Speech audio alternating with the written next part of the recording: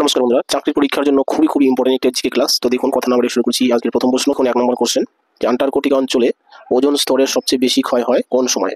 Option A April June, option B March August, option C January March, option D September November. তোমরা রাখবেন এই প্রশ্নের উত্তর হচ্ছে অপশন ডি সেপ্টেম্বর নভেম্বর। অর্থাৎ সেপ্টেম্বর টু নভেম্বর মাসে আন্টার্কটিকা অঞ্চলে ওজোন স্তরের ক্ষয় সবচেয়ে বেশি হয়। অর্থাৎ এই সময় গিয়ে অতিবেগুনি রশ্মির বেশি বিকিরণ ঘটে। ঠিক আছে।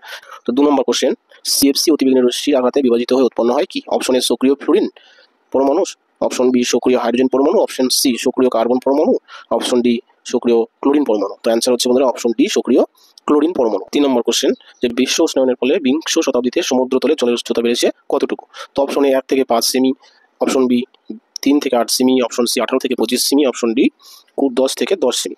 আচ্ছা, অর্থাৎ এটার অ্যান্সার হচ্ছে বন্ধুরা অপশন বি 3 থেকে 8 সেমি। ঠিক আছে। অর্থাৎ বিশ্ব উষ্ণায়নের ফলে বিংশ শতাব্দীতে সমুদ্রতলে জলের উচ্চতা বেড়েছে 3 থেকে 8 সেমি, মনে রাখবেন। তো 4 নম্বর কোশ্চেন, কোনটি জীবাশ্ম জ্বালানি নয়? তো অপশন এ কয়লা, option B diesel, option C সৌরশক্তি, অপশন ডি পেট্রোল। তো মনে রাখবেন এই 4টি অপশনের মধ্যে সৌরশক্তি কিন্তু জীবাশ্ম জ্বালানি নয়, কারণ সৌরশক্তি কি একটি অপ্রচলিত শক্তি। ঠিক আছে। আর বাকি সবগুলি কিন্তু জীবাশ্ম জ্বালানি। ঠিক আছে। কয়লা, ডিজেল, পেট্রোল এই 3টি হচ্ছে জীবাশ্ম জ্বালানি।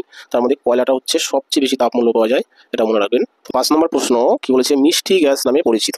Option A methane, option B কয়লা খনির methane, option C methane hydrate এবং অপশন ডি এলপিজি। এই 4টির মধ্যে বন্ধুরা মিষ্টি গ্যাস নামে পরিচিত হচ্ছে কয়লা খনির মিথেন। ঠিক আছে। আচ্ছা, 6 নম্বর কোশ্চেন, কোন জীবাশ্ম জ্বালানির তাপন মূল্য সবচেয়ে বেশি? এর আগের প্রশ্নে আমি বলে দিলাম। তো দেখুন, অপশন এ কয়লা, option B diesel, option C প্রাকৃতিক গ্যাস, অপশন ডি পেট্রোল।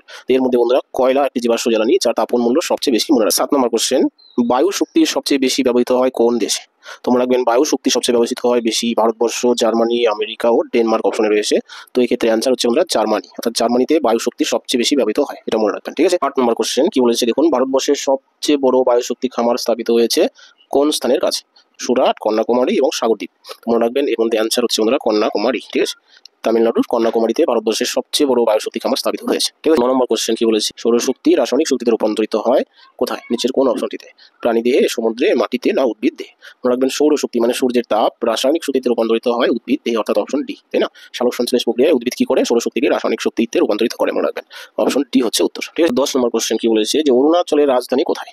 মনে রাখবেন অরুণাচলের রাজধানী কি? Option C Imphal, Kohima, Itanagar, Aizawl. মনে রাখবেন অরুণাচলের রাজধানী হচ্ছে ইটানগর। ঠিক আছে। আচ্ছা, এই ইটানগর কথাটি মনে রাখার একটা সহজ ট্রিক্স হচ্ছে বন্ধুরা, অরুণ ইট নিয়ে হাটে যায়।